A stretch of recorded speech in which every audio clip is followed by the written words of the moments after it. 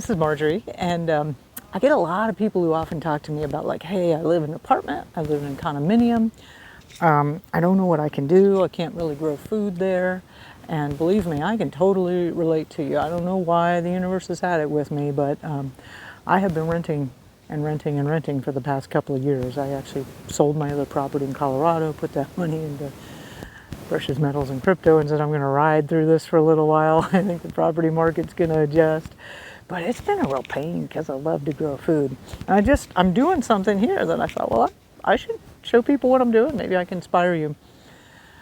So I am guerrilla planting, and right now I'm here by this beautiful papaya tree, and it actually is a volunteer, and it's a male. But I started taking care of it because I got dengue fever, and its leaves were hugely, hugely helpful in recovering from dengue fever. This is there's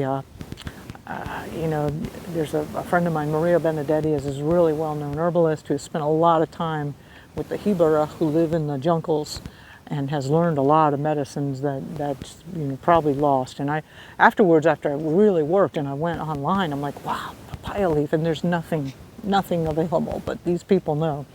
Anyway, so in gratitude, I started taking care of the tree. I'll show you, here's a better view of this beauty. Look at that gorgeous papaya tree.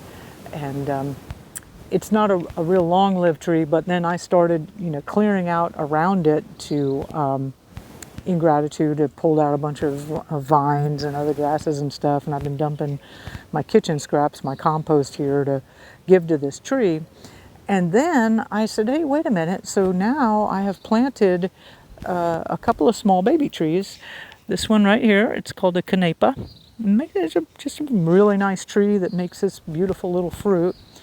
And here's another one. So I got two canepa trees, and I've marked them, and I'm actually going to clear more grass away from this.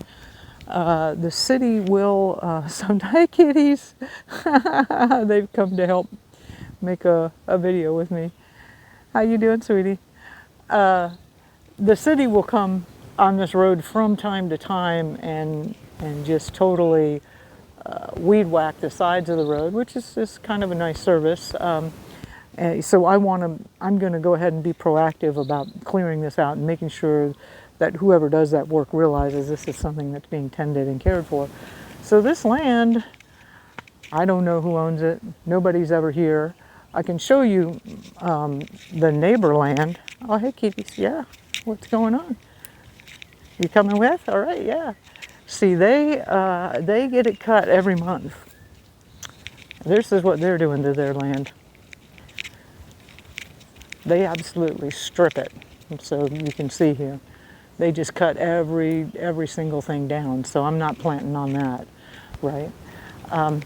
Now, you might be saying, hey, Marjorie, where did you get the canepa trees from? I don't even have any money to buy canepa trees. I don't even have any money to buy plants to do this guerrilla gardening. So I'll tell you where I got them from. So remember, I've talked about building community through hosting events.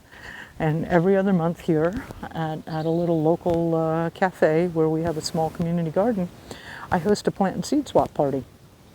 And there's always extra plants that show up. And this last one, which happened just a few days ago on Saturday, a whole bunch of extra canepa trees showed up, little canepa seedlings, as well as some other tomato starts and all mint and all kind of stuff. So yes, nobody wanted them, and I'm sort of the organizer, and I'm left with this big box of plants, which I'm thrilled about. So I gave some. My neighbor Jose lives down that way a little bit, and I know he's agriculturally minded, and so I gave him some canepa starts. And then my other neighbor, who lives down here, his name is Kako. I think he just drove by in one of these cars. Anyway, he grows a lot of his own stuff, and I know he'll really appreciate it. So I'm going to give him the rest of this this box of plants here, which is another canepa and tomato and miscellaneous. There you have it. It's called guerrilla gardening. I'm going to tend these guys and as long as I'm here, and hopefully those trees will get to be of enough height that they'll be fine on their own without me after probably a few months. The big papaya tree here that is between it, this is not a long-lived tree, so right now it's kind of like what we call a nurse tree, that it's just providing, some shading and shelter, and actually its leaves I'll be using for mulch. And that'll be a tree that eventually is going to go, and these canapas, which are much longer lasting trees, will be here, and then this will be yet another food source on the side of the road. How long will it take to produce? I don't know. 2-3 years, something like that. Things grow pretty rapidly here in the tropics. But the point is everywhere I go, I'm trying to get some food going in. And I've done that almost every other month with the plant and seed swap party. 2 months ago, there was a whole bunch of prickly pear that was left over. It was like a thornless variety. And I found places where nobody's going to mess with it, and the prickly pear love it. And I planted prickly pear all over the place, gave away prickly pear. One time we had dragon food, so I did that. So it's kind of just this perpetual community service thing, and eventually there's a lot more food growing here. And I live in an apartment. I'm living in a rental without any place to really do any gardening. I got a little container gardening going on.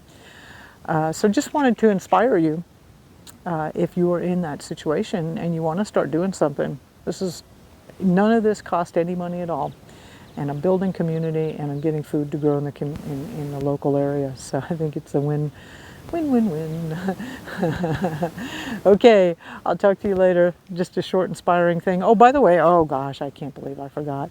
Let me pitch that whole, go to backyardfoodproduction.com, and I'll show you how you can grow about half of your own food in a backyard size space in less than an hour a day.